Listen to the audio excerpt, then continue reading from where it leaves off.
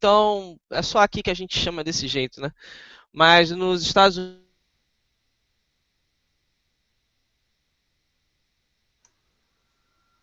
Vamos. Esse é o. Vamos ver. Voltou, É tá o- voltando.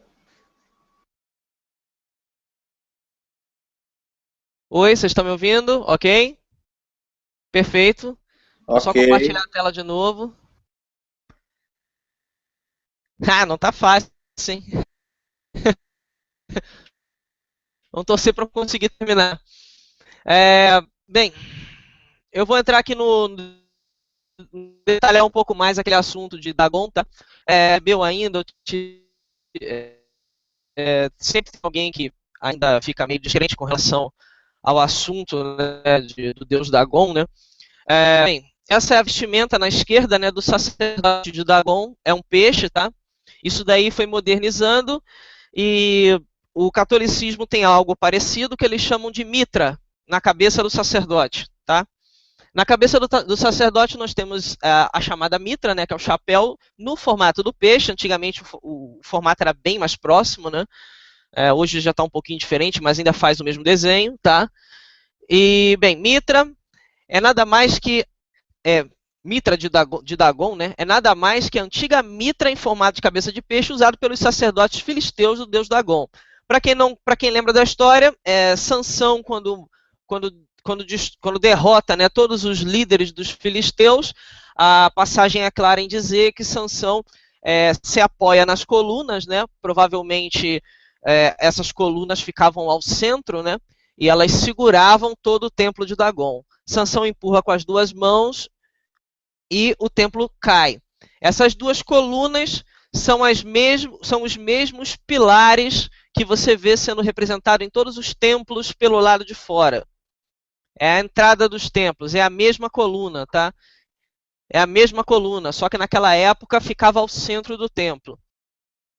Então, Sansão, quando derruba aqueles pilares, ele tem todo um simbolismo naquilo dali, entendeu? Ele derruba os pilares de Tubal-Caim, ele derruba o, o, os pilares pagãos, né? Os postes sagrados, e assim o templo é destruído, toda a liderança dos filisteus é vencida, né?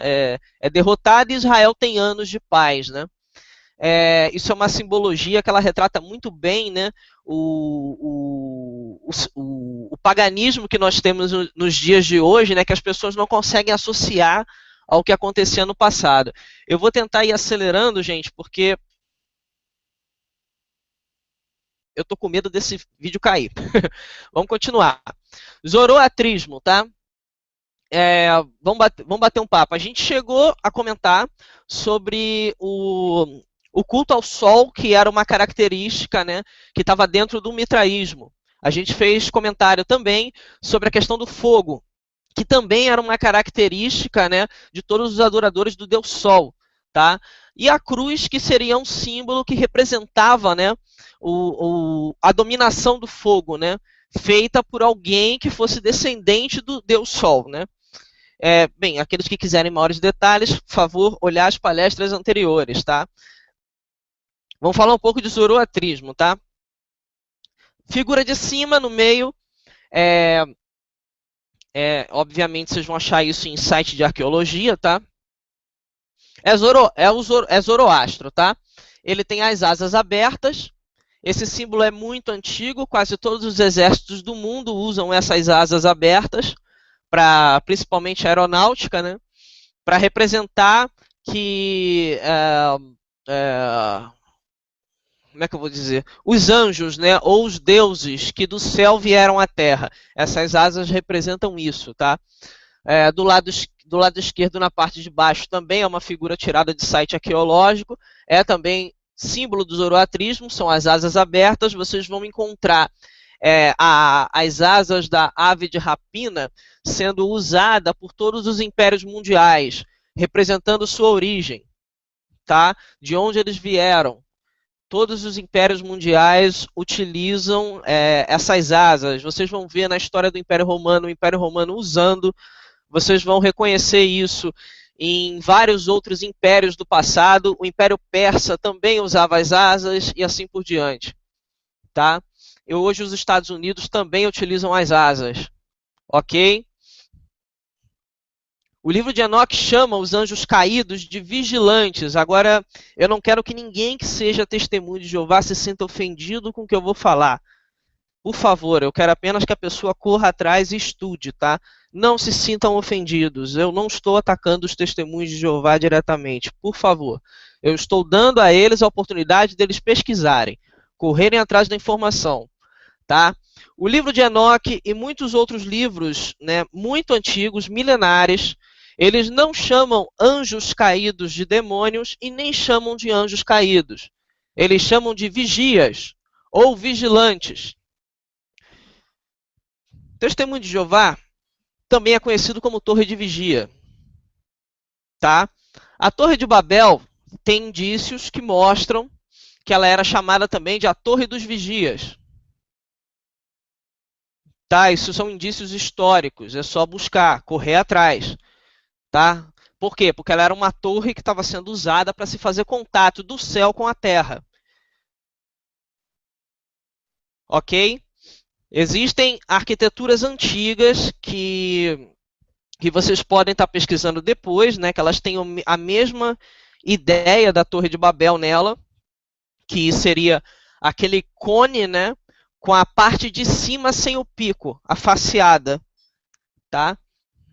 Essas arquiteturas, né, quando vocês forem observar, elas são chamadas com outros nomes em outras línguas, mas quase sempre a tradução para elas é ligar do céu à terra, que é a mesma forma como a escritura no Velho Testamento tratava a Torre de Babel, fazendo ligação do céu à terra. Tá? Então, o livro de Enoque chama os anjos caídos de vigilantes ou vigias. E é contado que os anjos caídos e seu príncipe Satanael escolheram fazer contato com os homens, descendo primeiramente no Monte Hermon. Isso é o que está escrito no livro de Enoque. Primeiramente, eles descem no Monte Hermon para fazer contato com os homens. Tá? Se eu não me engano, é o livro de Judas, que é aquele último livro antes de Apocalipse. Ele só tem um capítulo, que ele faz menção ao livro de Enoque e aos anjos que se rebelaram. Ele é um resumo um breve trecho fazendo menção ao livro de Enoque. Tá? Isso é feito no livro de Judas. Vou mostrar para vocês uma placa tirada na parede de um antigo templo. Tá? Vocês agora vão começar a associar algumas palavras que a gente falou antes. Para quem se recorda, arqueólogos reconheceram que a tribo de Caim era conhecida no passado como tribo do fogo. Para quem lembra, toda a história em torno da cruz e em torno do Deus Sol, agora vai fazer uma associação com Zoroastro, que também tem a mesma característica. Tá? Essa placa na parede do Templo do Fogo, esse templo de Zoroastro é chamado Templo do Fogo, localizado no Irã, datado da antiga Pérsia, 800 a.C., mas as origens de tais imagens se prolongam para até 2.500 anos antes de Cristo, quer dizer, ele é bem mais antigo, essas imagens, com a religião fundada por Zoroastro. À direita, vocês têm Zoroastro, que é conhecido como profeta. Tá? No centro, você tem o fogo sagrado, o chamado fogo sagrado, né? Ou o fogo dos deuses, né? À esquerda, você tem a Ahura Mazda, o Deus Supremo, chamado, né? Deus Supremo do Bem. Eu não sei se todos aqui tiveram a oportunidade de correr atrás de conhecer o que era o zoroastrismo, mas eu vou pedir para que vocês depois entrem e corram atrás dessa informação, tá? Vou falar mais um detalhe aqui para vocês. Beliel, né? Ou Belial, né? Outro nome dado a Satanás, né? Literalmente significa fogo ou luz de Deus, ou fogo sagrado. Então, isso é um detalhe importante para que vocês também pesquisem, tá? O ocultista e membro da Ordem Hermética da Aurora Dourada do século XIX, Arthur Edvard White, ou Waite, né? Acho que é White que se fala, ao se referir aos entalhes do Arco de Constantino, o Arco de Constantino ele está até hoje lá, né? O chamado Arco do Triunfo, né? Comenta sobre a representação jovial de um anjo segurando uma tocha e supostamente representando a estrela da manhã, ou Lúcifer, emergindo das nuvens, representadas por um véu em volta dele. Quando ele faz a menção a essa tocha, você mais uma vez está ouvindo falar dessa tocha. Você vê ela aparecendo no templo de Zoroastro, você vê ela aparecendo no templo de Zeus, e você vê hoje ela aparecendo na Estátua da Liberdade. Depois vocês têm que lembrar que quando eu mostrei aquela pedra talhada de Mitra, do que seria Mitra, né? Ou uma representação de Mitra, né? Você repara que ele tem tipo uma coroa na cabeça que tem vários traços para fora. Igualzinho à Estátua da Liberdade. É muita coincidência. Tá? Para mim, eu até hoje não consigo saber se a Estátua da Liberdade é uma representação de Mitra ou se ela é uma representação de algum outro tipo de paganismo, porque é um pouco complicado, é muita semelhança, entendeu? Constantino usou a decoração, a arquitetura e rituais pagão, né, cristão, né, na dedicatória da sua nova capital, Constantinopla, assim como faz, né, a maçonaria nas principais capitais do mundo nos dias de hoje.